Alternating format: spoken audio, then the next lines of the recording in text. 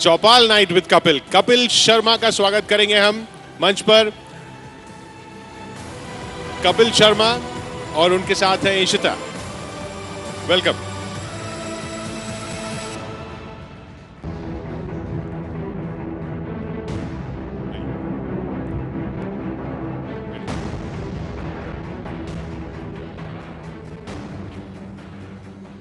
Hello, good evening everyone. Good evening.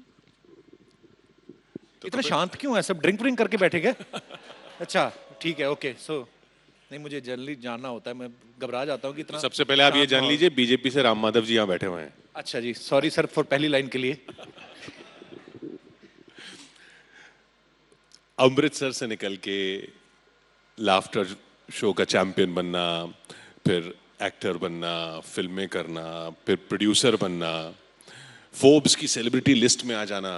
आपने सोचा था आप चौपाल में आएंगे? मुझे लगता है ये सारा प्रोसेस हो इसलिए रहा था कि एक दिन चौपाल में आना है, तो बहुत अच्छा लग रहा है आके। और ये बहुत अच्छा एक शो है, क्योंकि चौपाल जो है, मुझे नहीं लगता कि आजकल की जनरेशन को पता होगा कि चौपाल कहते किसको है। लेकिन हम लोग जब गांव में देखते थे, अपनी मम्मी के गांव में जाते थे, सुबह सुबह सब काम धाम खत्म करके, और एक पुराना पेड़ होता था जो हर गांव में होता है, जो गांव बनने से पहले कोई बना गया होता है वहाँ पे, उसके बाद पेड़ को देख के लोग वहाँ पे गांव बसा लेते हैं। फिर पेड़ के इर्द गिर्द जो चौपाल बनी रहती है, लोग बैठे रहते हैं, एक दूसरे के बारे में सब जानना, दुख सुख साझे करना। वो कल्चर ही नहीं है, मेट्रो सिटीज में तो नहीं है, खैर कभी भी नहीं था, पर गांव में अभी भी है। पर बहुत अच्छा है सर, बड़ा अच्छा सेटअप है। ये बताइए कि आपने जैसे गांव की बात की, तो गांव में आपने लोगों को ऑब्जर्व किया, अमृतसर में आपने लोगों को ऑब्जर्व किया, फिर आप जहां जहां गए, जो स्ट्रगल रही उसमें लोगों को ऑब्जर्व किया, उसी से ये कॉमेडी के कैरेक्टर निकल के आते हैं? बिल्कुल सर, उसी से निकलते हैं। हम लोग सोसाइटी को ऑब्जर्व करते हैं। सुबह हम लोग जैसे दिल्ली में हैं, दिल्ली के लोग तो फिर भी खाना पीना साथ में एंजॉय करते हैं, काम करते हैं। मुंबई में चले जाओ आप, मुंबई में हर चेहरा बिजी है, चाहे काम कोई भी ना कर रहा हो, चाहे एक धेले का काम भी ना हो उसके पास, उसका मुंह का एक्सप्रेशन देखेंगे ना आप तो लगेगा कि बहुत बिजी है। बड़ा शेयर मार्केट में इसका पैसा लगा हुआ है, कोई एक्सप्रेशन ही नहीं है, पता नहीं भाग दौड़ भरी जिंदगी है। किसी को भी पूछ लो कहाँ से आ रहे हो, I am coming from a business meeting. कहाँ जा रहे हो? Going for a business meeting. What are you doing in evening? I have another business meeting. एक हमारा शहर अमृतसर, किसी को पूछ लो कहाँ से आ रहे हो, मैं खाना खा के। जा कहाँ रहे हो? खाना खाने। इंजॉय करते हैं लोग, खाना खाना खाते खाते कब काम कर जाते हैं अपना। पर हाँ, सोसाइटी से ही ऑब्जर्व करते हैं सर, बिल्कुल। इशिता, फिल्म की शूटिंग के दौरान अगर कोई सीरियस सीन हो तो कैसे आप मैनेज करते हैं कि माहौल तो ये ऐसा बना देते हैं? नहीं, आई थिंक कोई भी सीरियस सीन के पहले ही would also be serious, but उसके बाद हम बहुत मस्ती करते थे and he used to be cracking jokes. But otherwise मुझे भी ऐसा डर था कि I am working with Kapil, तो शायद I have to control myself and not laugh, but then that ways I think he knows that he can make people laugh, so he is very serious before a serious scene. मैं serious हूँ sir, मैं अपना काम seriously करता हूँ। इसका ऐसे थोड़ी ना मजाक मजाक में लोगों ने पैसे दे दिए मुझे काम करने के लिए फोर्स में। I am very serious guy, let's talk some intellectual. अच्छा ये बताइए, ये आपकी मंजिल आपकी एक्टर बनना ही थी, ये बीच में रास्ते में कॉमेडी शोज वगैरह आ गए क्या? नहीं सर, कभी भी नहीं। मैंने एक्चुअली मैं सिंगर बनना चाहता था, मुझे शौक था। और अमृतसर में ऐसा कोई इंस्टीट्यूट नहीं था कि जहाँ पे हमें प्रॉपर ट्रेनिंग दी जा सके। मुझे किसी ने बोला कि पटियाला जाना पड़ेगा, तो उस समय इतना बजट नहीं था कि दूसरे शहर में जाके पढ़ते। तो कॉलेज में जेन्युइनली बताऊं तो एक्सीडेंटली हुआ सर। मुझे ना एक लड़की अच्छी लगती थी, वो मैं रोज देखता था। ये हमारे कॉलेज का एक हॉल था, वो रोज जाके वहां पे रो रही होती थी। फिर दूसरे दिन मैंने जाके देखा एक लड़का भी उसके पीछे खड़ा रो रहा है। मैं कहा हो क्या रहा है अंदर? तो किससे पूछा कि क्या हो रहा है? कहते थिएटर करते हैं यहाँ पे, थिएटर की रिहर्सल होती है। मैं कहाँ पे होता है ये? कहते ये इंटर कॉलेज कंपटीशन होगा ये वो। तो उस चक्कर में वो लड़का मेरा दोस्त था जो उसमें पार्ट कर रहा था, उसकी एक प्रॉब्लम थी, वो उसकी डायलॉग डिलीवरी अच्छी नहीं थी। तो हमारे जो टीचर थे उन्होंने कहा कि ये डायलॉग तू पढ़ के बता। मैंने पढ़ के बताया तो वो खुद ही बाहर हो गया, तो मेरा सिलेक्शन हो गया। उसके बाद थिएटर करते करते सर फिर लड़की वहां सिलेक्शन हुआ? हाँ, फिर मुझे बाकी लड़कियां लाइक करने लगी ना कॉलेज की, जब मैं पॉपुलर हो गया फिर मैं उसको भूल गया। मैंने कहा अब तो मुझे सब लाइक पर नहीं, मजाक अपनी जगह पर। हाँ, फिर थिएटर करते करते सर यूनिवर्सिटी में थोड़े हिस्ट्रोनिक्स और इंटर कॉलेज कंपटीशन में काम करते करते कब बाकी फ्लो में हो गया सर। गाना, जो आपने कहा कि आपको गाने का शौक था, कई लोगों ने आपका गाना सुना भी है, लेकिन आप ये जो जो गाना गाते हैं उसमें कभी ऐसा लगा कि ये वाला जो है ये दिल से निकल रहा है? सर गाना एक्चुअली है ही दिल से गाने वाली चीज़, और बहुत सारे गाने ऐसे होते हैं जो आपको छूते हैं। जैसे? बहुत सारे हैं, चाहे पुराने हैं, चाहे मैंने एक्चुअली सुना बड़े अच्छे लोगों को है। मैंने हमेशा अच्छे सिंगर्स को सुना है, और मेरे ख्याल से उनको सुन सुन के ही थोड़ा बहुत मैं गा लेता हूँ। पर मैं ये नहीं कहता हूँ कि मैं अच्छा सिंगर हूँ, पर हाँ मैं बुरा भी नहीं हूँ। सो बहुत सारी चीज़ें, जैसे मैं कॉलेज में मैंने सिर्फ हीर के लिए मुझे प्रिपेयर करवाते थे हमारे टीचर, अब वो इस दुनिया में नहीं है। तो मैं हीर जब गाता था तो मुझे उसकी वर्डिंग पहले समझ नहीं आती थी, क्योंकि बच्चे थे, स्कूल कॉलेज में पढ़ते थे, तब समझ नहीं आता था कि क्या है। हमको समझ में आ जाएगा? जी अभी तो आप तो सियाने हैं, आपको तो समझ आ जाएगा, मैं तो बच्चा था उस समय। तो समझाइए। हीर एक्चुअली, हाँ, वारिस शाह जी की हीर, उन्होंने हीर की खूबसूरती बयां की है। बहुत सारे लोगों ने अपने अपने तरीके से गाया, तो दो लफ्ज़ मैं भी आपको सुना देता हूँ। ज़बरदस्ती तो नहीं है ना, कोई मुंह पे बोल दो मैं हट जाऊंगा। तो हीर कहाँ, can I have a little reverb on this mic?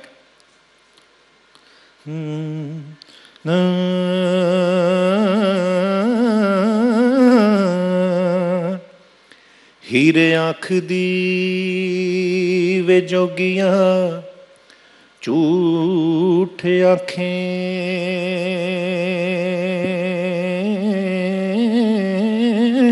वे, ते कौन रुठड़े यार मनावदाई।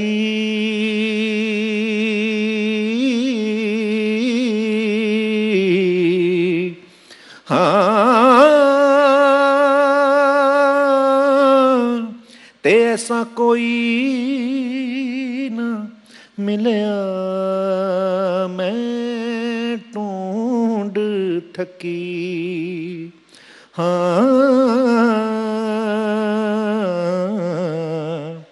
ते जेड़ा गया नू मोड़ लिया बधाई। बस ऐसे ही थोड़ा बहुत। शुक्रिया सर। और ये आपने फॉर्मल ट्रेनिंग नहीं ली है? सर मैंने ना, मेरे गले में नेचुरल हरकत है, तो मैं क्या करता हूँ, जैसे गुलाम अली साहब को सुना, बड़े गुलाम अली खान साहब को सुना, या ख्यारी हरन साहब को सुना, उनको कॉपी कर लेता हूँ। तो जो आदमी को ज़्यादा समझ नहीं होती ना, तो उसको मैं बता देता हूँ कि मैं क्लासिकल सीखा हूँ, ताकि ज़्यादा बात ही ना करे मेरे साथ। तो बाकी जो सीखे हुए हैं वो पकड़ लेते हैं। तो कॉपी कर करके आप सिंगिंग इतनी अच्छी कर लेते हैं, और वैसे मिमिक्री भी करते थे आप? मिमिक्री सर ऐसे ही कभी कोई अच्छा लगता है तो उसकी आवाज़ अपने आप निकल जाती है, पर मैं वैसे कभी उसको प्रोफेशनली मैंने कभी किया नहीं, पर कर लेता हूँ कभी कभी थोड़ी बहुत। प्रोफेशनली मतलब? मतलब कभी परफॉर्मेंस में कभी ऐसा कुछ किया नहीं, टीवी पे कभी एक आध बार किसी ने कुछ बोला हो तो कर दिया, मतलब ऐसा। किसकी आवाज़ आपको निकालना सबसे अच्छा लगता है? मुझे बहुत सारे सिंगर्स की आवाज़ें अच्छी लगती हैं एक्चुअली। जैसे? और बहुत सारे एक्टर्स भी हैं जिनकी आवाज़ तो आपको खींचती है, जैसे अमरीश पुरी साहब है ना, उनकी आवाज़ बड़ी दमदार थी, मतलब है, हमेशा हम सुनते रहेंगे। मुझे लगता नहीं कलाकार कोई मरता है, वो इस दुनिया से चले जाते हैं, लेकिन उनका काम हम जब तक हम रहते हैं हम सुनते रहते हैं। तो अमरीश पुरी साहब जी की आवाज़ में बेस बड़ा था, वो मुझे बड़ा अच्छा लगता था। जैसे शुरू ही इस स्केल से करते थे, इन केचुओं की बोटियां काट काट कर कुत्तों में फिकवा दो, तो बड़ा मज़ा आता था सुन के। जब हम कभी सिनेमा हॉल में फिल्म देखते थे तो सीट के नीचे ऐसे गुर्र गुर्र होता था उनकी आवाज़ सुन के। हर किसी का अपना स्टाइल है। कभी कभी मैं सोचता हूँ, जैसे रोमांटिक फिल्में होती हैं, जैसे हमारे नाना पाटेकर साहब हैं, विद ड्यू रिस्पेक्ट, वो मैं बड़ा फ़ैन हूँ उनका। जिनके आप फ़ैन होते हो उन्हीं को आप ज़्यादा गौर से सुनते हो। मैं सोचता हूँ कभी काश इनको कभी ऐसा कुछ इमरान हाशमी टाइप उनको कुछ करने को मिले, कि भीगे होठ तेरे टाइप। तो उनका स्टाइल तो है ही बड़ा अग्रेसिव सा, तो कैसे करेंगे लड़की के साथ परफॉर्म? तो ऐसे ही मनगढ़ंत सोचता रहता हूँ कि ये चल भीगे होठ तेरे, भीगे होठ तेरे प्यासा दिल मेरा, चल मेरे साथ रात गुजार, चल सुबह तक करूं तुझे प्यार बोल। मुझे लगता है कि क्या ऐसे करेंगे, पर वैसे खुराफाती दिमाग है, सोचता रहता हूँ, ऐसा होता नहीं है। फिर एक बार हरिहरन साहब हमारे शो में आए थे, तो मैं उनके सामने कभी ऐसे गुस्ताखी नहीं कर सकता, बहुत ग्रेट सिंगर हैं। तो उन्होंने, उनकी वाइफ ने कहीं पे देखा था मुझे उनकी मिमिक्री करते हुए, तो मैंने भी मुझे उन्होंने कहा कि मेरे सामने करके दिखा। तो मैंने कहा सर नहीं नहीं, आपको गलत फहमी हुई। कहते नहीं, करके दिखाओ। तो मैंने ऐसे मनगढ़ंत स्टोरी बना ली। मैंने कहा जब आप किसी शो में जाते हो, स्पेशली एक पुलिस का इवेंट था, तो उनको नहीं पता पुलिस ऑफिसर्स को ज़्यादा कि सिंगर्स लुक भी बदलते रहते हैं। तो एक जगह हरिहरन साहब परफॉर्म कर रहे हैं, तो कभी चोटी रख लेते हैं, कभी बाल खोल लेते हैं। तो जो पंजाब पुलिस का बहुत बड़ा ऑफिसर था, कहते ये इधर आओ, अपने असिस्टेंट को बुला कि भाई साहब कौन है जो गा रहे हैं। वो अपना गाना गा रहे थे, तू ही रे। कहता सर ये बहुत बड़े सिंगर हैं, he is from south, mister Hariharan. कहते ये चीर हरन तो सुना था, हरिहरन क्या हुआ? कहता नहीं सर ये बहुत बड़े सिंगर हैं, तो इनको कि ये तू ही रे क्या गा रहे हैं? तो वो तू ही रे सुना रहे थे अपना फिल्म बॉम्बे से। इनको बोलो कोई मुन्नी शीला टाइप सुनाओ, पीछे जवान सारे अपना सुनना चाहते हैं। तो कहते नहीं ये गाते नहीं। गाते क्यों नहीं? बंदूक का मुंह उनकी तरफ किया तो उनका मुंह अपनी तरफ गाने निकलने लगा। पहले तो गा रहे थे तू ही रे तेरे बिना मैं कैसे जीऊं, आजा रे जान रे, आजा दिल की जमीन पे तू, चाहत अगर। उन्होंने पिस्तौल उनकी तरफ कर दिया, मुन्नी।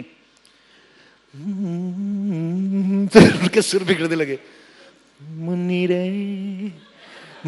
रे तेरी कहाँ गई चुन्नी रे। तो ऐसे ही थोड़ी मस्ती मजाक करते रहते सर, हो जाता है।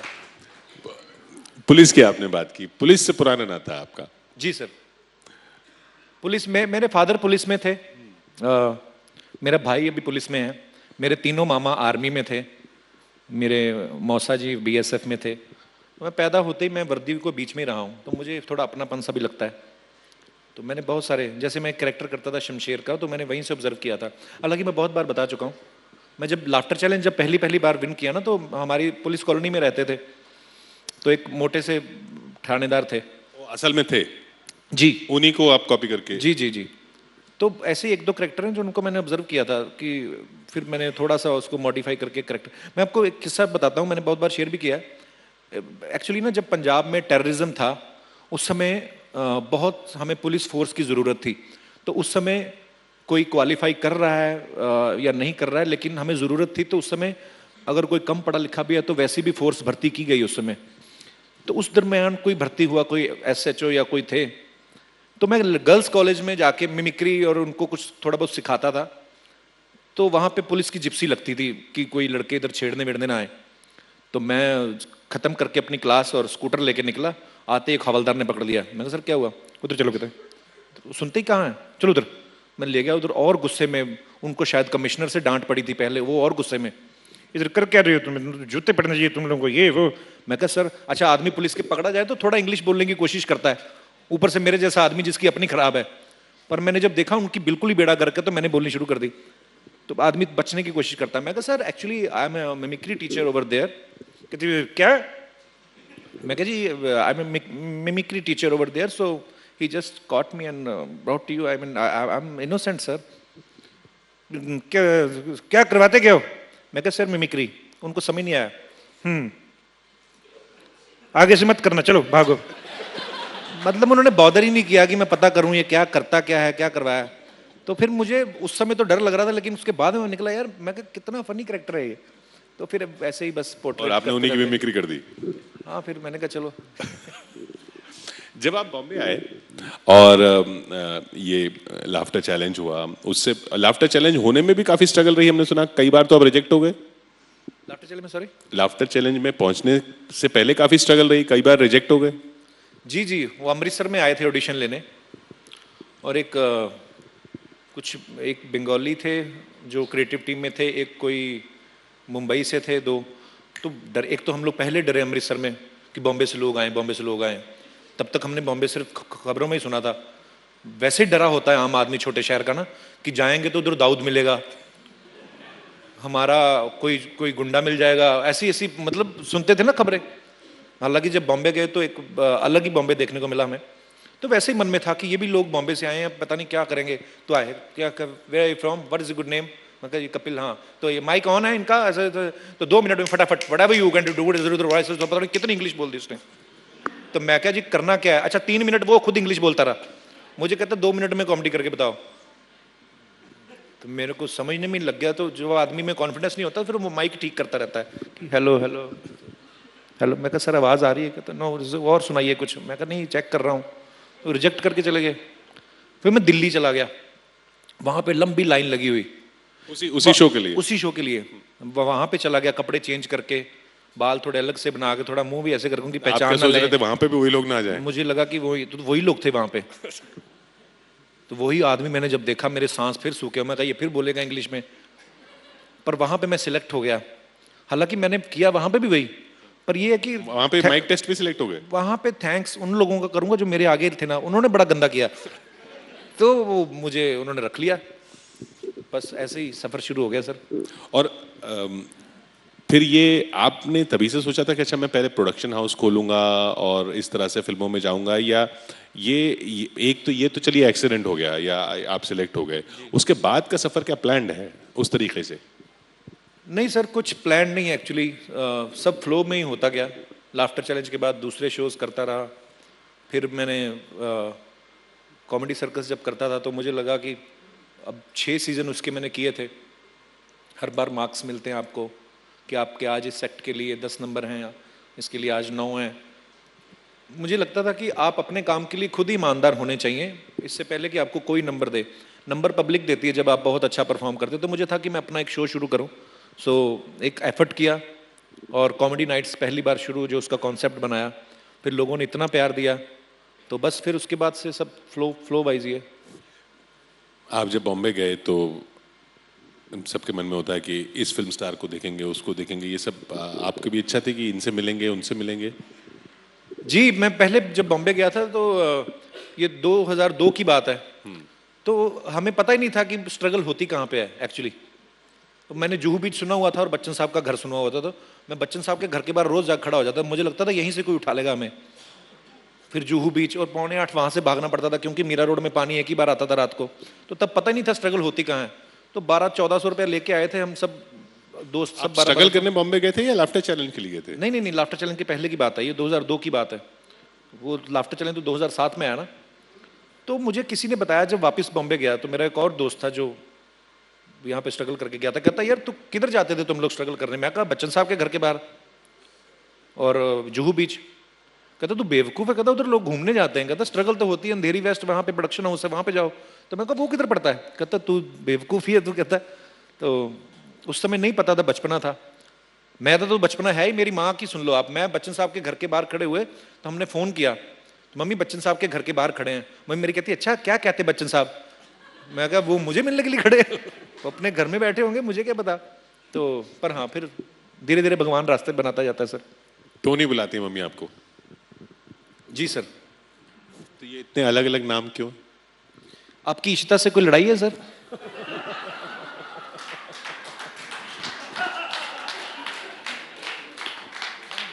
अच्छा, इशिता आपको क्या बुलाती है? इशिता मुझे कपिल ही बुलाती है। और इशिता की अभी अभी शादी हुई है। इतनी पंक्चुअल लड़की मैंने नहीं देखी। पहले हमारी फिल्म 24 को रिलीज होने वाली थी, इन्होंने 28 को शादी रख ली। 28 को थी ना अपनी शादी। फिर हमारी फिल्म डिले हो गई, इन्होंने 28 को शादी कर ली। So how you feeling after your marriage Ishita? Same ही लग रहा है। सेम ही लग रहा है? कोई मुझे चेंज लगा नहीं? कुछ चेंज होगा, नेक्स्ट डे कुछ अलग फील होगा, but I still feel the same. Address change हो गया बस। आपको कब सेम लगेगा ये वाला? वो बोल तो रही है सेम ही लगता, तो सेम ही लगना तो फिर शादी करनी क्यों है? मतलब मुझे ऐसा लगता है सर ना, जो क्रेज होता है ना, जब तक हो नहीं जाता। आपके भी कॉलेज के, मतलब आप अभी स्पेक्स लगा के बड़ी इंटेलेक्चुअल बातें करते हैं, अंदर से हैं तो मर्द ही हैं आप। तो जब आप कॉलेज पढ़ते होंगे तो कभी कभी ऐसा होता है कि कोई लड़की आपको अच्छी लगती है, आप उसको चेस करते हो, कोशिश करते हो बात करने की, फिर धीरे धीरे प्यार का इजहार करते हो। 1-2 महीने का प्रोसेस होता है। छोटे शहरों में तो इतना होता है, यहाँ पे तो 1 दिन में ही हो जाता है। तो उसके बाद अगर वो भी बोल देना कि हाँ ठीक है मैं भी आपको पसंद करती हूँ, फिर क्रेज ही मर जाता है। उसको लगता है तू मुझे भी पसंद करती है, जो मुझे ही पसंद कर रही है उसमें क्या खास है फिर। तो फिर बस ठीक है। तो ऐसे कितने क्रेज थे? मेरे किसी कुछ नहीं सर। उस समय डर ही बड़ा लगता था सर अमृतसर में। तब हमें यही नहीं पता था कि हम बैठ सकते हैं, लड़का लड़की किसी रेस्टोरेंट में बैठ के खाना खा सकते हैं। कभी हमारे नूडल की दुकान होती थी, एक नूडल भी नए नए इंट्रोड्यूस हुए थे उस समय। तो कोई पुलिस वाला निकलना, हमें लगा हम ही पकड़ने आए हैं। वैसे डरा के रखा था स्टूडेंट्स को। अब जाके पता चलता है कि ये कोई क्राइम नहीं है। मतलब अब दुनिया में घूमते हैं, जाके देखते हैं दूसरे देशों में, वो तो इंजॉय बहुत है। गोरे एक्चुअली वो सड़क पे जा रहे हैं, 2 लोग जा रहे हैं और भीड़ कितनी है, पर उनको लगता है कि हम 2 ही हैं। तो उधर आप बैठ जाओ, आप हर प्रकार की फिल्म आपको देखने को मिलेगी without spending any single penny. मुझे बड़ा पसंद है सर उनका कल्चर। तो ये जब आपका बाहर का एक्सपोजर हुआ तब आपने ये फिल्में करना शुरू की हैं, ताकि ये नहीं, अगर ये इतना डरते हैं इशिता, तो कैसे करते हैं रोमांटिक सीन्स? नहीं नहीं, सीन करते टाइम बिल्कुल नहीं डरते। वैसे हमारी फिल्म काफ़ी डिफरेंट थी। हमारे रोमांटिक सीन्स भी दूर दूर थे। वो उधर खड़े हैं, मैं इधर खड़ी हूँ, तो हमने शायद हाथ भी नहीं पकड़ा है सीन में। हाथ भी नहीं पकड़ा सर। पहली फिल्म में 3 हीरोइन थी, अब्बास मस्तान प्रोड्यूसर थे, चौथी बीवी थी, 4 शादियां। कहते हैं ना कि बहुत ज्यादा घरों का मेहमान भूखा रह जाता है, तो उस समय मेरे साथ भी यही हुआ। इस समय मैं खुद प्रोड्यूसर था, खुद पैसे लगाए सर, मैंने 35 करोड़ रुपए खर्च कर दिया। तो कहते कि इसमें आपने हीरोइन का हाथ भी नहीं पकड़ना है, ये ऐसा ही रोमांस है, दूर दूर से होता है। मतलब दूर दूर से कौन सा रोमांस होता है, पर कहते होता है। एक्चुअली होता भी था। हमारे दादा बुजुर्ग लोग ही सुनाते हैं कि ऐसा ही होता था पहले। लड़का लड़की एक दूसरे को देखते ही नहीं थे। मतलब उनकी तरफ से उनके पेरेंट्स गए देखने, लड़की वालों की तरफ से उनके आ गए, लड़का लड़की सीधा शादी वाले दिन मिलते थे। घूंघट उठाया, अच्छी निकली ठीक, नहीं तो पैसे गए। तो लड़का अच्छा निकला तो लड़की वालों के गए, उनके गए, अगर वो खराब निकली तो उसके गए। तो ऐसा ही होता था माहौल। तो उसी तरीके का रोमांस है। सो फैमिली को ध्यान में रख के हमने ये मूवी बनाई है फिरंगी। जरूर देखने जाएं आप। आपने बताया ये बहुत पंक्चुअल होती थी सेट्स पे। जी जी। ऐसा लगता है आप नहीं होते थे? मैं बहुत पंक्चुअल था सेट पे, पर मैं ट्रैवलिंग बहुत करता था। मैं चंडीगढ़ से मुंबई जाना, मुंबई से फिर अपना टेली वाइज जो है तो होता है हमारा शूट करके आना, फिर जयपुर जाना, जयपुर से 6 घंटे की ड्राइव करके बीकानेर जाना। प्रोसेस में बड़ा मज़ा आता है सर। जब पहुंच जाते हो आप डेस्टिनेशन पे, फिर मुझे लगता है, फिर तो लगता है कि अच्छा आ गए। वो रास्ते का मज़ा है। कई जगह तो, कई डेस्टिनेशन पे तो आप पहुंचे ही नहीं, उसको लेके सवाल उठ गए, कह रहे आप कपिल का भरोसा नहीं है भाई, आएंगे नहीं आएंगे। सर आज आया हूँ कि नहीं आया हूँ, एक रात पहले ही आ गया मैं। मुझे बोल देते हैं। मैं सर ना एक्चुअली कुछ चीज़ें होती हैं, कई बार जो आर्टिस्ट होता है सेंसिटिव भी बहुत होता है। मैं अगर हंसता हूँ तो मुझे कुछ चीज़ें पिंच भी कर जाती है। लोग बोलते हैं कि अच्छा तुम हंसते हो, तुम हमेशा ऐसे रहते हो। हाँ, मैं रहना भी ऐसा ही चाहता हूँ, पर कभी कभी लोग क्या होते हैं ना, कुछ 1-2 ऐसे ही आ गए। अच्छा, हमारे देश में 150 करोड़ की जनता है, कुछ 50 क्रिटिक्स होंगे, 50 में से 25 ने लिखा बहुत अच्छी है, 10 ने लिखा बहुत एवरेज है, या किसी ने लिखा, कुछ लोग लिखते थे वर्स्ट। और वो एक आदमी सरकारी स्कूल में पढ़ता है, एक आदमी प्राइवेट स्कूल में पढ़ता है, एक आदमी कॉन्वेंट स्कूल में पढ़ता है, एक बच्चा जो है वो फॉरेन में पढ़ने जाता है। अलग अलग कैटेगरीज हैं। जो फॉरेन से पढ़ के आया वो सिर्फ इंग्लिश फिल्में देख रहा है, लेकिन रिव्यू देने के वक्त उसको पता नहीं क्या मौत पड़ जाती है, हिंदी फिल्मों को रिव्यू देने पड़ते हैं। अपना ही बिजनेस खोला हुआ। You know what the movies I didn't accept that because the girls and boys are not touching even hands. भाई मैंने मास के लिए बनाई, हिंदुस्तान के लिए बनाई है, लेट पीपल डिसाइड। तो ये सब चीज़ें इतनी हर्ट करती हैं। मेरा ब्लड प्रेशर उस दिन इतना बढ़ गया था, किसी प्रोग्राम में आना था, तो मैं हो जाता हूँ सर कभी कभी ऐसा। पर अभी मुझे लगता है कि नहीं, मैं बोलता भी नहीं हूँ। कभी कभी कोई मेरे बारे में कुछ भी लिख देना, मैं कभी नहीं बोलता हूँ। फिर कभी कभी बोलने पे आता हूँ, फिर सीधा मैं प्रधानमंत्री जी को ट्वीट करता हूँ कि सर ये क्या हो रहा है। तो वो फिर मेरे पे उल्टे केस पड़ने शुरू हो जाते हैं। तो फिर मुझे लगता है मैं करूँ तो करूँ क्या, मैं भी देश में कुछ अच्छा करना चाहता हूँ। अब मुझे लगता है मैंने घर ले लिया है, गाड़ी ले ली है, अपना ठीक है, कुछ जनता के लिए, देश के लिए करते हैं। देश के लिए करने को निकलो तो उल्टे 2 केस अपने ऊपर। तो फिर बस फिर हमने सोचा कि वो सुना था प्लेन में आपको चढ़ने के लिए मना कर दिया है, कई एयरलाइंस मना कर देती हैं, वो झगड़ा क्या हुआ था? प्लेन में कुछ नहीं हुआ था सर, वो तो ऐसी बातें बनाते हैं। आप मैं ये समझता हूँ कि जितना प्यार आपको जनता देती है, अगर आप कहीं कुछ गलत करते हो तो उसका क्रिटिसिज्म भी उसी लेवल पे होता है।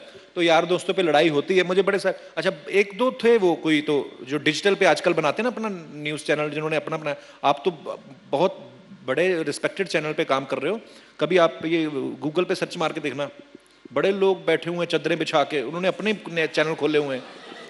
वो कुछ भी लिखते हैं न्यूज़ चैनल के नाम पे, उनका लाइक्स बढ़ाने के लिए। 12 फॉलोअर्स ही उनके, उनमें से भी 6 उनके फैमिली मेंबर होते हैं, वो फिर फैलाते जाते हैं। और दूसरे जो खुद लिखते हैं कि सूत्रों के अनुसार पता चला है कि मेरे आने से पहले टीम ने खाना खा लिया था, मैं कहाँ से आया था भाई, दूसरी फ्लाइट से कूदा था मैं भी उसी फ्लाइट में था। तो ये सब एग्जैजरेट करके बताई गई स्टोरीज यार दोस्तों में, भाई बहनों में, सब जगह होती हैं। मैं तो कहता हूँ मेरे बारे में वो लिखे जो आज तक कभी अपने भाई के साथ या दोस्त के साथ ना लड़ा हो। सो आई रिफ्यूज्ड। कभी कभी रेवोल्यूशनरी होने की कोशिश करता हूँ, हुआ नहीं जाता।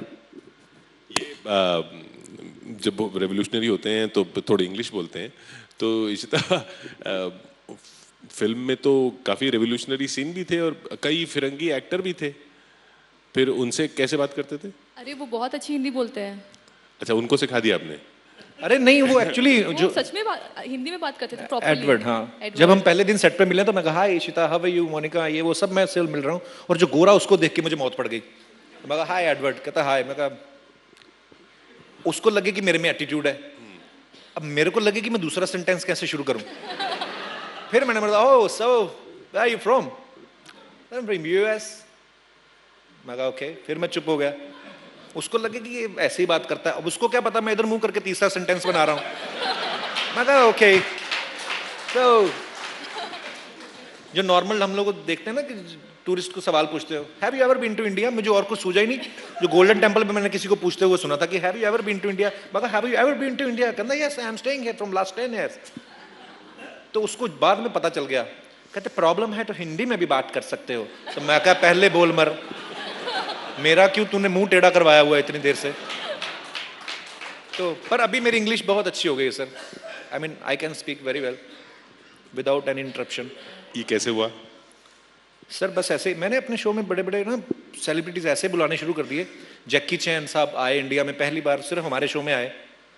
मैंने क्रिस गेल को बुला लिया।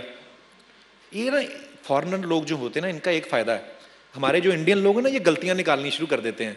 You know his accent is very bad. खासतौर पे लड़कियों को बड़ी बीमारी होती है ये कि my Hindi is not so good. कभी इंग्लिश के बारे में नहीं बोलेंगे कि हमारी इंग्लिश खराब है, हिंदी को उनको प्रॉब्लम होती है।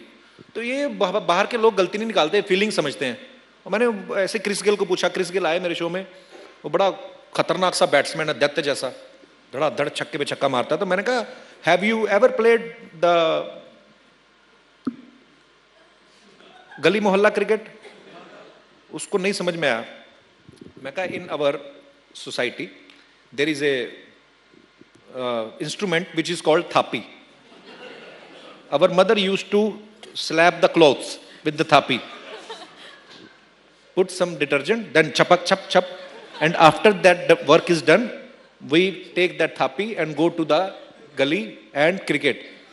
So you like, कहता yes it happens same in the South Africa, ऐसे बोला वो। तो मैं कहा यार कल्चर तो सेम ही है फिर, मतलब कुछ अलग नहीं है। तो बंदे सारे अपने जैसे ही होते हैं पूरी दुनिया में, ये तो बस ऐसे ही लैंग्वेज जो है इसने बना दिया कुछ। वो तो गोरे हम पे राज करके तो उनकी इंग्लिश जो है इंटरनेशनल हो गई, नहीं तो हम लोगों ने राज किया होता पूरी दुनिया में तो हो सकता है ट्रंप भी आज हिंदी बोल रहे होते, तो बड़ी बात नहीं है सर। तो आप जब विदेशों में जाते हैं तो वहाँ पे सिर्फ एनआरआईज का रिस्पांस मिलता है या गोरे भी आते हैं? नहीं सर आते हैं, मतलब हमारे इंडियंस तो हर जगह ही है। जैसे हम लोग अभी आज इस बार पहली बार ऐसा हुआ कि इंग्लैंड में वेम्बले अरीना में पहली बार कोई इंडियन कॉमेडी शो हुआ और तकरीबन 15,000 का क्राउड था वहाँ पे। पहले तो मैं ही हैरान था कि इतने इंडियन यहाँ पे, तो भारत में कौन रह रहा है।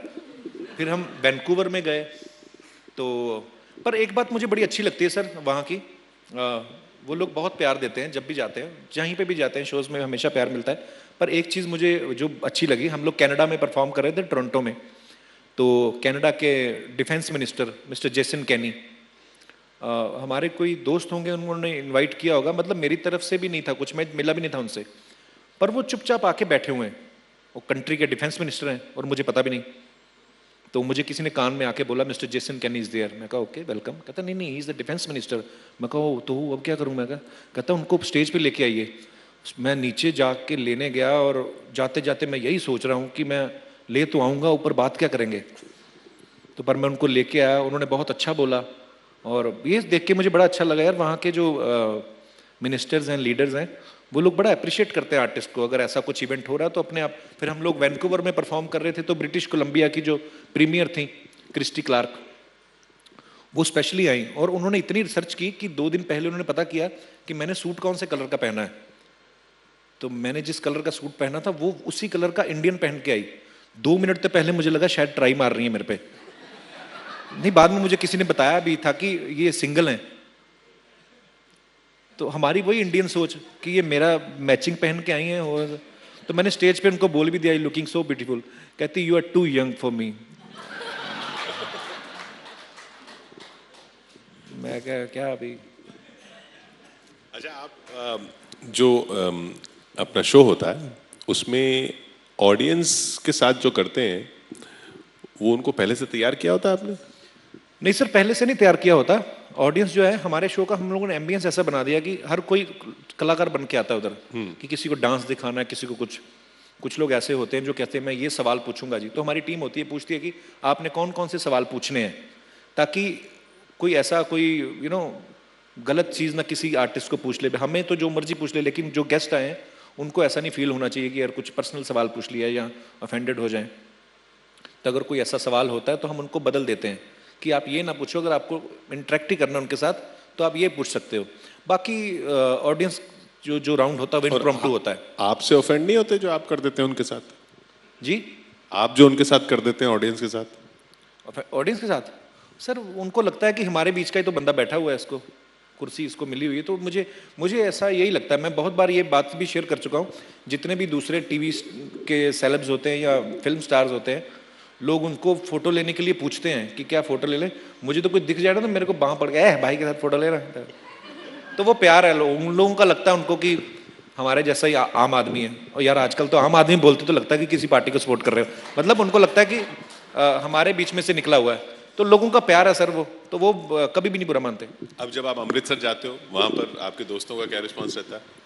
दोस्तों का बहुत अच्छा रिस्पांस रहता है, तकरीबन तो सारे मेरे साथ ही चले गए। वो जैसे ही मैं लाफ्टर चैनल हिट हुआ वो कहते नहीं अब साथ ही रहते हैं, तो मेरे साथ ही हैं। तो अभी जो फिरंगी फिल्म जिन्होंने डायरेक्ट की है ये भी मेरे स्कूल के दोस्त हैं। तो मेरे शो में जो बैंड प्ले करते हैं वो सारे मेरे दोस्त हैं, वही दोस्त हैं सर, नए तो बनते ही बड़ी मुश्किल से मेरे। तो मम्मी कहती नहीं कि दोस्तों को छोड़ शादी भी कर ले? ये दोस्तों के साथ जब तक लोग लगे रहते हैं वो शादी नहीं होती? मेरा तो सर मेरा बचपन से ही बड़ा दिल करता था कि शादी करूं बड़ा होके, पर होता है कि ये चीज़ें कुछ भगवान के हाथ में होती हैं। करूँगा सर मैं ज़रूर। जितनी डिले हो रही है ना, मुझे लगता है 2-3 होंगी मेरी।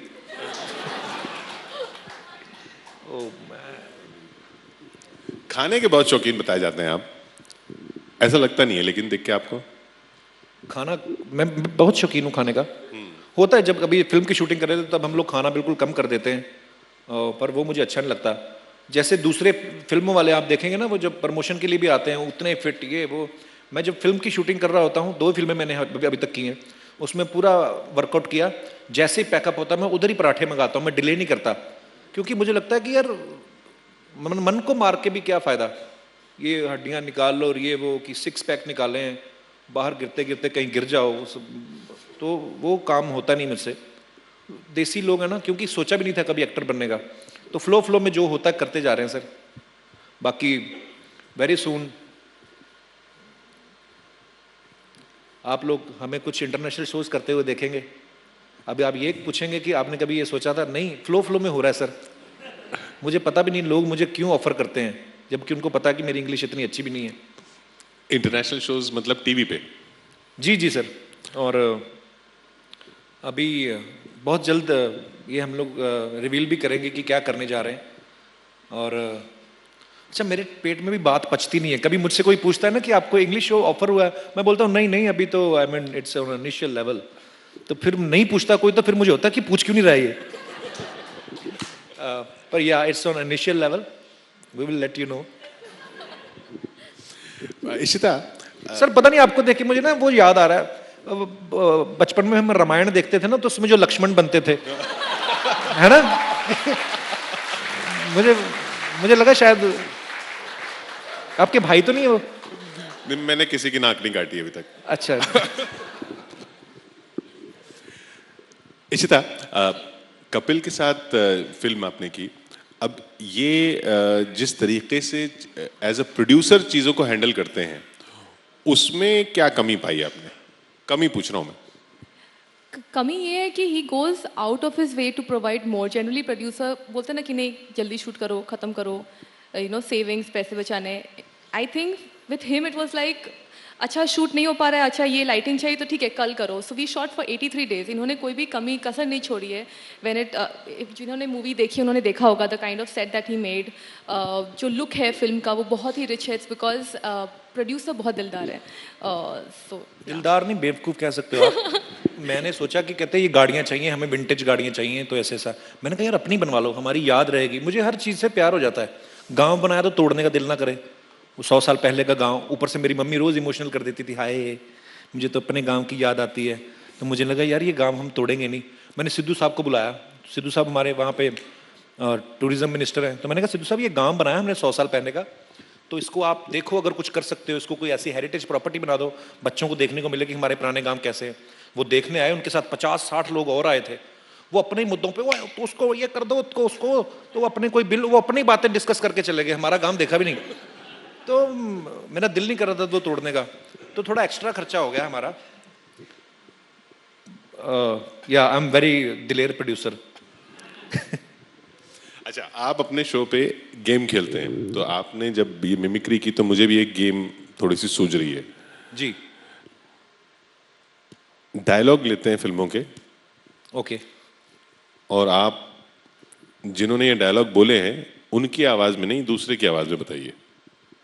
जैसे अभी आपने नाना पाटेकर का किया ना, वहीं से मुझे ख्याल आया. पर मुझे आती नहीं है सर मिमिक्री, मतलब आई मीन आई विल ट्राई. हाँ. मंगल का खून कोई लेमन सोडा नहीं जो ठर्र से खोला और फर्र से पी गए. ये अमरीश पुरी कैसे बोलेंगे शत्रुघ्न सिन्हा का डायलॉग? अच्छा, कुछ तो वर्ड्स ऐसे हमारे इंडियंस लोग बना देते ना कि थर्र से खोला और फर्र से पी गए. इसकी इंग्लिश बना ही नहीं सकता कोई माइकल लाल. तो इसको हिंदी में बोलना है. अमरीश पुरी ने बोलना है. सर फंसा देते हो आप कभी कभी. अरे जानकी, ये मंगल का खून है, कोई लाइम सोडा नहीं जो थर्र से खोला और फर से पी गए. थैंक यू, अच्छी कर लिया मैंने. और कौन सी अच्छी कर पाएंगे वो देता हूं मैं आपको. अच्छा, एक रजा महाराज जी की आवाज में आपसे सुनना चाहूंगा. उनकी आवाज मुझे अच्छी, जो बेस वाली आवाज है वो मुझे बहुत अच्छी लगती है. आइए आइए रोमा देवी.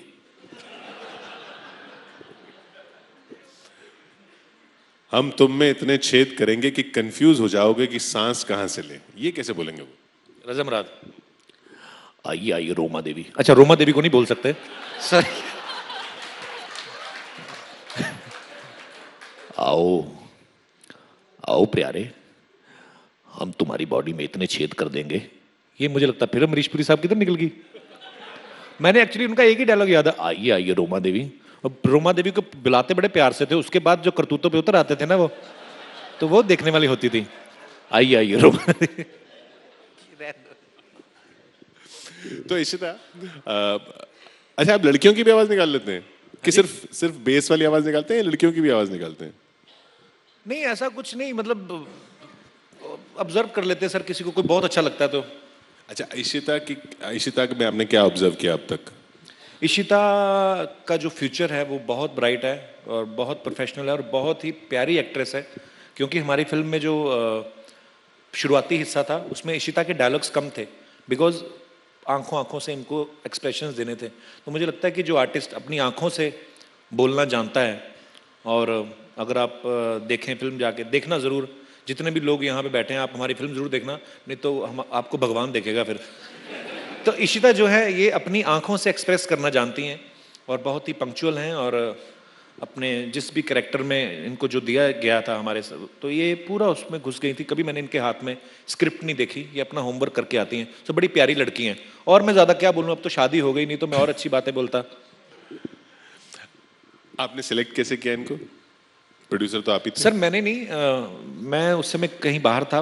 वो हमारे डायरेक्टर और जो कास्टिंग डायरेक्टर थे उन्होंने मुझे कहा कि इशिता दत्ता को हमने कास्ट किया. तो मैं घबरा गया. मैंने कहा दृश्यम में देखा था मैंने, अजय देवगन की बेटी बनी हुई थी.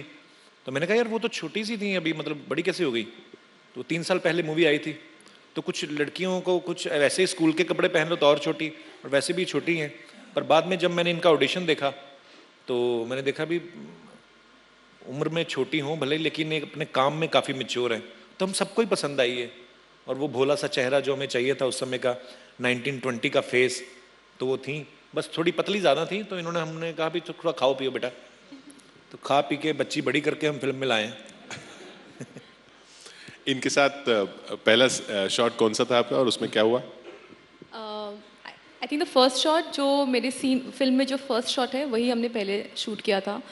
एंड मुझे पहले लगा था कि I be very conscious because I love his show, मैं हमेशा देखती थी, तो मुझे लगा पता नहीं थोड़ा एक नर्वसनेस हमेशा रहता है। But then I had met him before we started shooting and he was very very chilled out. He was like वो आके आपसे बात करेंगे एंड पहले ही and not just him, the entire production team made me very comfortable. Rajeev sir, उनसे काफ़ी बार मुलाकात हुई थी, we did little bit of rehearsal, so I was not at all conscious. I think I was very comfortable throughout the shoot, and I think that is very important. तो मुझे बड़ा मज़ा आया, बहुत अच्छा लगा, and I'll never forget that first shot. Rajesh Arora जी का character कहाँ से लाया? इधर पहाड़गंज दिल्ली से। Seriously, I just want to tell you, I have some international fans. See that? How are you? She came specially for me. See my international fans. Camera, please.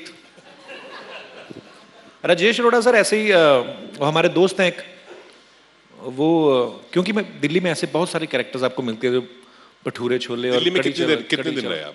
Delhi में बहुत रहा हूँ। जब मेरे फादर एडमिट थे तो 2 साल तक तो हम लोग तकरीबन यहीं पे रहते थे। फिर जब थिएटर करने आते थे तो श्री राम सेंटर में NSD में जाके प्लेस करने आते थे हम लोग होली महोत्सव में, तो दिल्ली में काफ़ी आना जाना लगा रहता है। तो मेरे दोस्त हैं एक RJ नावेद करके, तो वो एक आवाज़ निकालते थे, तो मुझे लगा कि यार ये करैक्टर जो है कि बड़ा मज़ेदार है, अगर इसको विजुअलाइज किया जाए तो बड़ा मज़ेदार बन सकता है। तो मैं दोहा में कहीं शो करने गए थे हम लोग, तो वहाँ किसी मॉल में घूम रहे थे, तो वहाँ पे पिंक कलर का मैंने वो बाथरोब देखा, वो पहन लिया, एक आगे वो चश्मे की दुकान थी वो लगा लिया, और ये तो मुझे मज़ेदार सा लगा लुक वाइज। मैंने कहा यार ये इसको बनाते हैं। होते हैं ऐसे करैक्टर ना हमारी लाइफ में जो सीधे सीधे जवाब दे देते हैं कि मैं, तो मुझे बड़ा ऐसे ही ऑब्जर्व कर लेते हैं सर। तो वो जो नवेद की आवाज थी उसको आपने कैरेक्टर दे दिया? जी जी जी। और नवेद भी उसी तरह से मुंह बना के बोलते थे जैसे आप बोलते हैं? नवेद दिखाई नहीं देते क्योंकि वो रेडियो पे बोलते हैं, तो मेरा क्या कि मैं सामने करेक्टर वो गेटअप वेटअप लेके उसके लिए करता था। पर आपने उनके साथ बैठ के कभी प्रैक्टिस की कि इस तरह से निकाल? नहीं, कभी प्रैक्टिस नहीं की, मैं कभी मिला भी नहीं था उनसे तब कभी। अच्छा। उसके बाद उन्होंने हमारे शो में कुछ एपिसोड किए, तो मैंने उनको बताया, बड़ा खुश हुआ। Credit goes to Naved. और एक कैरेक्टर था जिसकी वजह से वो नर्सें देश भर की खिलाफ हो गई, एजिटेशन हो गए, पता नहीं क्या क्या हो गया। जी, मैंने इतना ही कहा था कि वो हमने एक नर्स बनाई थी हमारे शो में। क्या है कि सिद्धू साहब कभी कभी शूटिंग पे लेट हो जाते हैं या ऐसा, तो हमने थोड़ा ग्लैमर डाल दिया शो में कि चलो मंत्री साहब का दिल लगा रहे। तो नर्सों ने काफ़ी बवाल किया था, पर हालांकि विद ड्यू रिस्पेक्ट उनके काम को, नर्स को हम हमेशा सिस्टर बुलाते हैं। वो इसीलिए बुलाते हैं क्योंकि वो सेवा करती हैं मरीजों की। पर एक मैं कभी कभी सोचता हूँ कि देश में ना हंसी का लेवल जो है, मतलब इतना कभी कभी वो हो जाता है कि हर चीज़ पे मुद्दा बन जाता है। तो मैं अभी जब फॉरेन में शोज करने जाते हैं तो वहाँ पे हम लोग शरेआम बोलते हैं कि आपकी नर्सें इतनी अच्छी, हमारा दिल ही नहीं करता ठीक होने को, दिल करता है और 4 इंजेक्शन लगा दे। हमारी सरकारी हॉस्पिटल की नर्सें आती हैं तो आदमी हाथ ही जोड़ देता है कि जाने दो मुझे, मैं नहीं, कोई नहीं। तो पर अपनापन भी बड़ा होता है हमारी नर्सों में। कभी कभी तो रात की ड्यूटी करती है बेचारी, तो लात मार के वैसे आदमी को उठाते, आगे हो मुझे भी कमर सीधी करनी है, मरीज के साथ ही लेट जाओ। ऑडियंस से सवाल लेते हैं, अनुराग हमारे साथ है। बिल्कुल, सवाल की डिमांड बहुत ज़्यादा आ रही है किशोर, और ये वार्निंग पहले दे दूं, जो भी सवाल पूछ रहे हैं, आप लोगों ने सबने शो देखा है कपिल का, तो सवाल पूछने से पहले सावधान रहिएगा, काउंटर अटैक बहुत होते हैं जी। कपिल जी, ओह, इनके मुंह से दूर रखिए माइक, छोटा बम लगा मुझे जैसे फूट गया अंदर। क्या हाल है सर? कपिल जी, जी सर। मैंने आपका शो कई बार देखा, जब भी जी। मौका लगा। जी। मुझे ये हमेशा प्रतीत हुआ कि आपके अंदर एक बहुत सकारात्मक इंसान रहता है, और एक आपकी बड़ी अच्छी कोशिश बीच में मैंने टेलीविज़न के माध्यम से, अखबारों और न्यूज़ के माध्यम से देखी कि आपने कुछ अच्छी कोशिश की भ्रष्टाचार के खिलाफ लड़ने की। जी। लेकिन आप उसमें आपने क्या सीखा क्या नहीं सीखा, ये आप ज़्यादा बेहतर समझते हैं। लेकिन मेरी एक जब से आपको सुन रहा हूं, बहुत मेरा भी बड़ा मन कर रहा है आपसे एक क्वेश्चन पूछने का जी। कि आपकी दृष्टि में, क्योंकि आपको तो बहुत लोग देखते हैं, आपकी खुद की दृष्टि में, आपके स्वाविवेक से, अगर इस भारतवर्ष के अंदर सारे लोग जानना चाहेंगे कि सबसे ज्यादा ईमानदार, देश को बेहतर राजनीति देने वाला आप लीडर किसको समझते हैं, और सबसे ज्यादा झूठ बोलने वाला वर्तमान राजनीति में लीडर किसको समझते हैं? हमारी कृपया ये उत्तर आप जरूर दें। हमारी फिल्म इंडस्ट्री में या हमारी पॉलिटिक्स की? वर्तमान जो राजनीति है जी, जो राजनीति है उसमें एक कोई बेस्ट और वर्स्ट लीडर बताना है आपको। बेस्ट और वर्स्ट लीडर। सर, हमारे बुजुर्ग कहा करते थे, कहते थे कि विद ड्यू रिस्पेक्ट, क्योंकि मुझे पॉलिटिक्स का इतना ज्ञान नहीं है सर, नहीं तो मैं रात को ट्वीट ना करता उनको, तब मुझे इतना ज्ञान नहीं है। मेरे फादर सुना करते थे स्पीचेस जब होती थी, तो मुझे लगता था कि क्या सुन रहे हैं।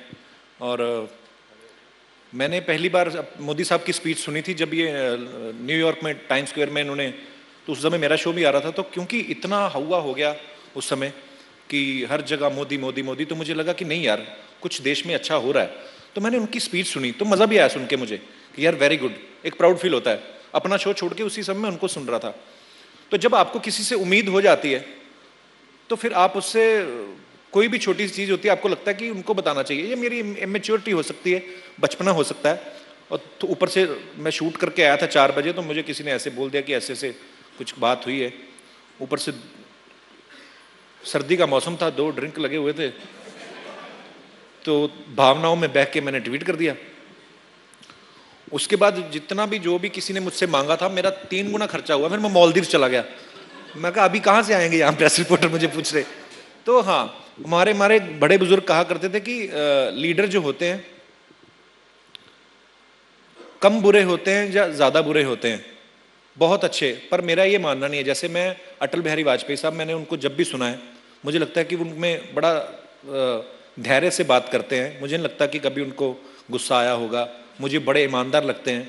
और मोदी जी जो हैं उनको काफ़ी एडमायर करते हैं। फिर मैं जेन्युइनली बोलूँ, मुझे केजरीवाल जी भी बहुत अच्छे लगते हैं, क्योंकि आदमी अपनी सरकारी नौकरी छोड़ के चुपचाप, मैंने उनसे पूछा भी था एक बार, मैंने कहा सर एक आप अच्छे बल्ले ऑफिसर आदमी थे, सारा कुछ छोड़ छाड़ के दरी बिछा के आप जंतर मंतर में बैठे हो, तो घरवाली पूछती नहीं कि क्या कर रहे हो आप, तो उसके लिए भी आपको हिम्मत चाहिए। तो मुझे वो भी लगते हैं। हालांकि वो पक्ष विपक्ष की बातें होती हैं, तो ऑब्वियसली हर एक पार्टी दूसरे के ऊपर जो है वो लांछन लगाती है, उनकी कमियां निकालती है। पर मैं जेन्युइनली बोलूँ तो मुझे काफ़ी सारे लोग हैं जो अच्छे लगते हैं। जिनमें मोदी जी हैं, मुझे हमारे प्रधानमंत्री मनमोहन सिंह जी बहुत अच्छे लगते हैं, बहुत ईमानदार हैं, क्योंकि उनके साथ हैं जी। हाँ जी, मैंने यही कहा, आप दूर बैठे होंगे ना इसलिए। तो और दूसरा कनेक्शन ये भी था कि मैं उसी कॉलेज से पढ़ा हुआ हूँ, मतलब जिस कॉलेज से वो पढ़े हुए हैं, तो इसलिए भी। फिर जैसे मैंने कहा अरविंद केजरीवाल जी, फिर और भी ऐसे नाम हैं जो लगता है मुझे कि हाँ। आपका वोट किधर है? अमृतसर में वोटर आई कार्ड या मुंबई में? वोट अब तो मुंबई में रहते हैं सर, तो मुंबई में ही वोट करते हैं। क्योंकि जेटली जी से मिले थे कुछ दिन पहले आप। जी जी। तो वहां तो वोट ही नहीं था आपको, तो इसलिए वो सवाल तो हुआ ही नहीं होगा। अच्छा, जेटली जी, जब भी मैं किसी अवार्ड फंक्शन में मुझे अवार्ड मिलना होता ना, बाकी सबको किसी और के हाथों, मेरे सामने जेटली साहब आ जाते हैं, गंभीर चेहरा उनका।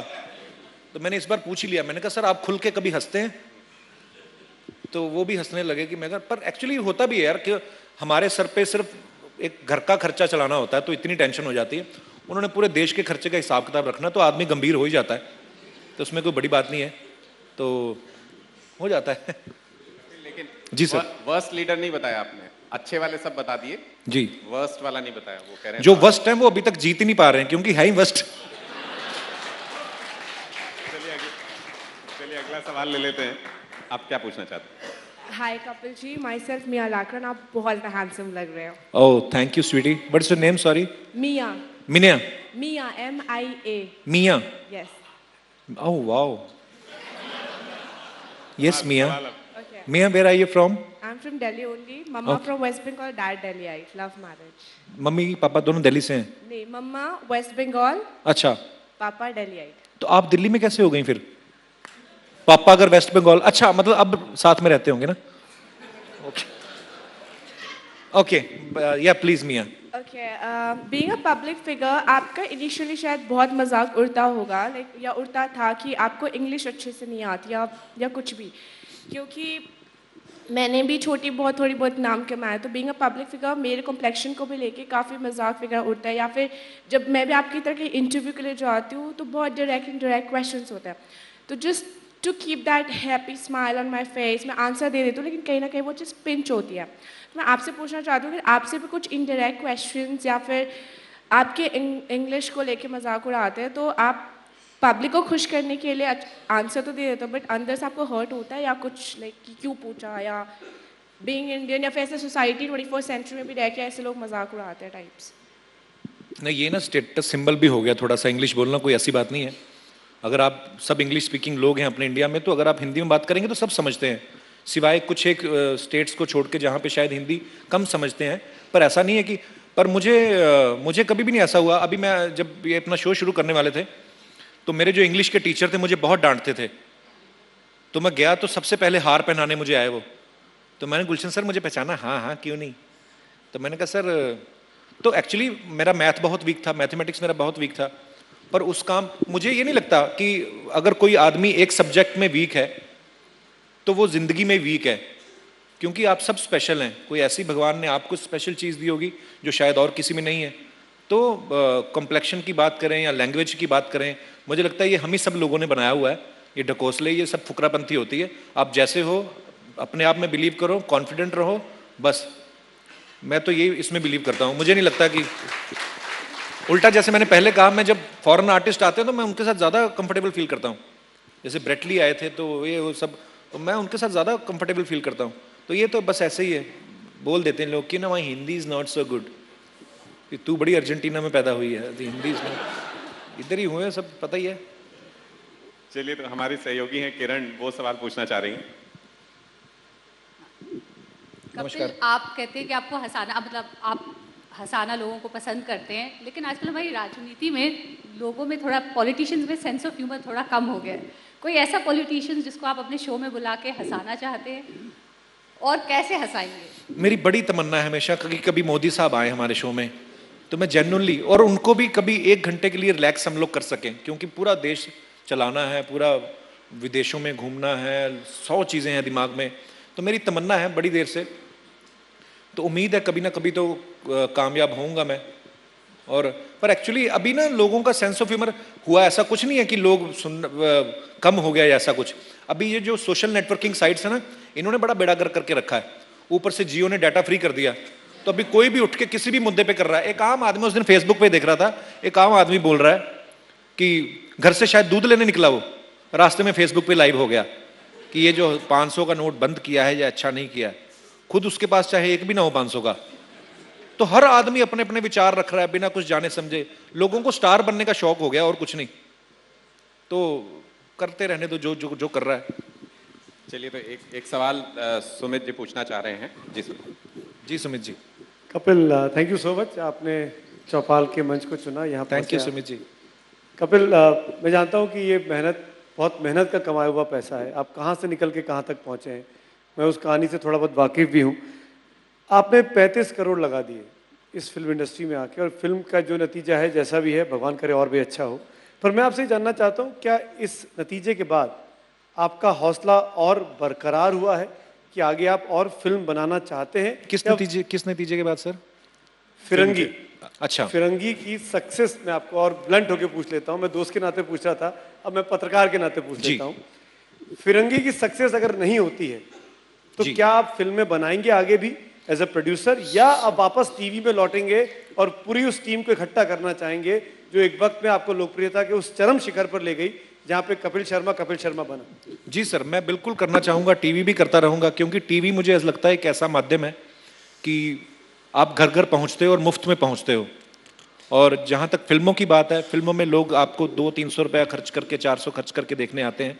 पर अगर मैं फिरंगी की भी जेन्युइनली बात करूँ, मैंने पहले भी कहा कि आजकल ना नया धंधा शुरू हो गया है कि हर किसी को अपने, जैसे मैं तो तब मानूँ अगर रमेश सिप्पी जिन्होंने शोले बनाई है वो अगर क्रिटिसाइज करते हैं, या हमारे कुछ अच्छे क्रिटिक्स हैं, आजकल कोई भी बन जाता है एक्चुअली सर। कोई किसी हो सकता है उसको खुद गंदी फिल्में देखना अच्छा लगता हो, तो उनको लगा कि ये क्या साफ सुथरी फिल्म, हीरोइन का हाथ ही नहीं पकड़ा, तो वो अपने हिसाब से बोल रहा है कि फिल्म में there was nothing in the movie, उनको जाने दो फैमिली के साथ, तो लेट पीपल डिसाइड।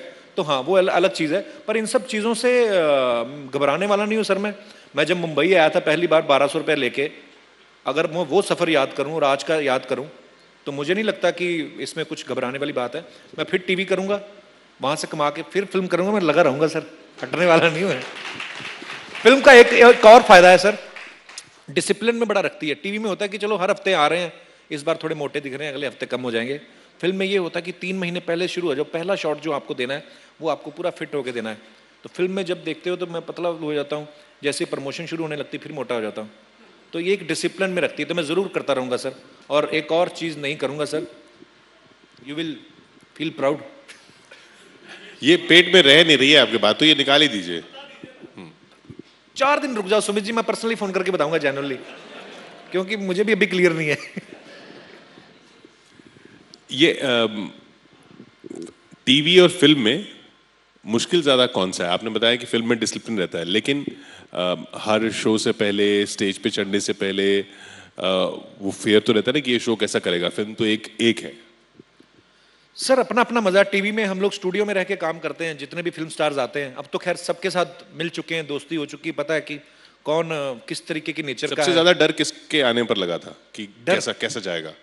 डर मुझे बच्चन साहब जब पहली बार आए थे तो मुझे बहुत डर लगा था। तो पर वो इतने प्यारे इंसान है कि वो समझ जाते हैं कि ये बंदा, उनको पता है मेरा ऑरा बहुत बड़ा है, तो ये बंदा घबराया हुआ है, तो खुद आपको कंफर्टेबल कर देते हैं। तो उनकी टीम जब आई तो उनकी okay, nobody will ask Bachchan साहब टू सिंग एंड योर दादी विल नॉट किस बच्चन साहब एंड ये इतनी लंबी लिस्ट बना दी। तो मैंने कहा मैं गिन चुन के 20 सवाल पूछता हूँ, 35 तो आपने मना ही कर दिए हैं, तो मेरे तो माइनस में चले गए, मैं क्या पूछूं उनसे। तो डरा हुआ पहले से मैं बच्चन साहब से। पर आप यकीन करेंगे, जब मैंने बच्चन साहब से शुरुआत में थोड़ी सी छेड़छाड़ करी, उन्होंने फिर गाना गाने पे शुरू हुए तो आधा घंटा गाने गाते रहे। दादी क्या किस करती, वो बच्चन साहब उनको किस कर रहे थे। तो उनके अंदर एक बच्चा है, वो आर्टिस्ट है, उनका भी मन करता है कि लोग मुझे कहें गाने के लिए। अपने आप तो मैं शुरू नहीं कर सकता ना, I am the Amitabh Bachchan, तो लोग ही ऐसा बना देते हैं। हालांकि उनके अंदर का जो बच्चा है वो बड़ा शरारती है वो। तो उस समय मुझे डर लगा था पहली बार, क्योंकि उस दिन मेरा जन्मदिन भी था। तो पर हाँ, उसके बाद जब वो उन्होंने मुझे कंफर्टेबल कर दिया, फिर मैं खुल गया था। तभी उसके बाद मैंने कहा मुझे मोदी जी का इंटरव्यू करना है। तो तभी आप और गाना नहीं सुना रहे कि हम गए आपको गाना गाने के लिए? नहीं सर, वो जबरदस्ती होगी, तो बेचारा उनका प्यार है कि चुपचाप बैठे हुए हैं, कुछ तो अपने व्हाट्सएप पे लगे भी हुए हैं, अपना अपना काम भी कर रहे हैं कि चलो अभी नेक्स्ट देखते हैं चौपाल में कौन आता है। पर अगर कहेंगे तो मैं सुना भी दूंगा, मुझे कोई मतलब। पंजाबी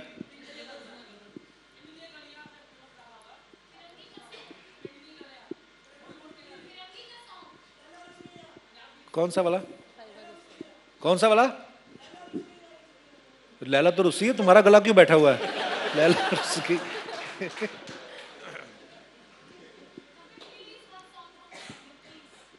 फिरंगी से ओके। एक बड़ा मेरा फेवरेट सॉन्ग है, ब्रेकअप सॉन्ग, सरगी इश्ता का भी फेवरेट है। वो जब ब्रेकअप हो जाता है हमारा, तो राहत फतेह अली खान साहब ने गाया, वो गाना बड़ा अच्छा है। नैन नैन से कुछ ना बोले, रहना ना दरवाजा खोले, छुप छुप के क्यों रोए मन की मैना,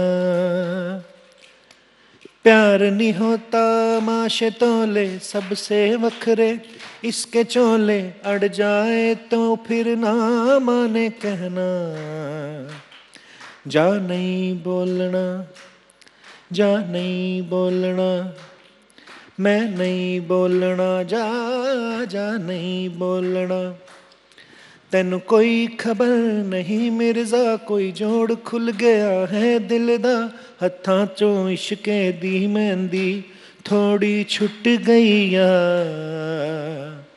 सहबा रुस गईया, रुस गईया, सहबा रुस गईया, सहबा रुस गईया, रुस गईया, सहबा रुस गईया, मनने नु ते मन जावा,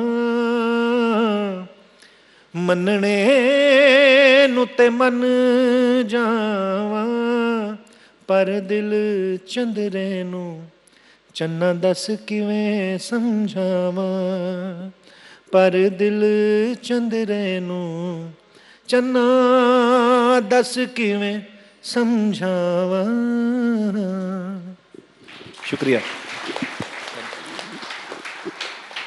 चलिए और सवाल ले लेते हैं। संदीप हमारे सहयोगी हैं मुंबई से, ये पूछना चाहते हैं सवाल। कपिल, मैं मुंबई से हूँ और आजकल तो उधर ही पूछ लेते, फिर इधर आए दिल्ली टिकट खर्च करके। मुंबई में आजकल एक बड़े बाबाओं से मेरी मुलाकात हो रही है बहुत सारी, और तमाम तरह की माँ जो उनसे भी मुलाकात हुई है। मुझे लगता है ये धंधा सबसे अच्छा है जिसमें ना खर्चा भी नहीं है और कमाई कमाई। आपको नहीं लगता कि बाबा बन जाए ज़्यादा अच्छा चलेगा धंधा? आइडिया तो अच्छा है सर, पर थोड़े साल ही चलता है, उसके बाद फिर पकड़ने आ जाते हैं सर। तो काम वही अच्छा है भाई, लोगों को हंसा रहे हैं वही ठीक है मुझे लगता है। बाबा का भी दौर कोई ठीक नहीं चल रहा, उनके लिए भी एक और बाबा चाहिए जो उनका कोई भला कर सके। चलिए एक और सवाल है इधर से, ये भी ले लेते हैं। जी पूछिए। Hi Kapil. Hello. My name is Anju and I'm a very big fan of yours. Thank you, Anju. I have stayed in States for 3 years and I know you are and your program are the only thing who have kept me entertained. So thank you so much for what you do. Thank you. I Thank you so much. really want to thank you because you are being great. So I think everybody is waiting for your program and your show to come back. So what are the plans? बहुत जल्दी लेके आएंगे ma'am, अभी मतलब next year में ही आ पाएगा, क्योंकि अब तो दिसंबर चल रहा है, ये तो टाइम निकल गया। तो जब तक शो नहीं आता आप हमारी फिल्म देखते रहें, रिपीट शोज देखें, जाके एंजॉय करें। It's very nice. I really like it. Thank you so much. और सवाल ले लेते हैं यहाँ से। जी जब आपकी फिल्म फिरंगी आ रही थी तो आपने सही कहा जी, जो ज़्यादातर लेखक थे, क्रिटिक्स थे, बहुत ज़्यादा नेगेटिविटी था उनके रिव्यूज़ में unnecessarily. As a young guy मैंने भी देखा कि दिस इज टू मच।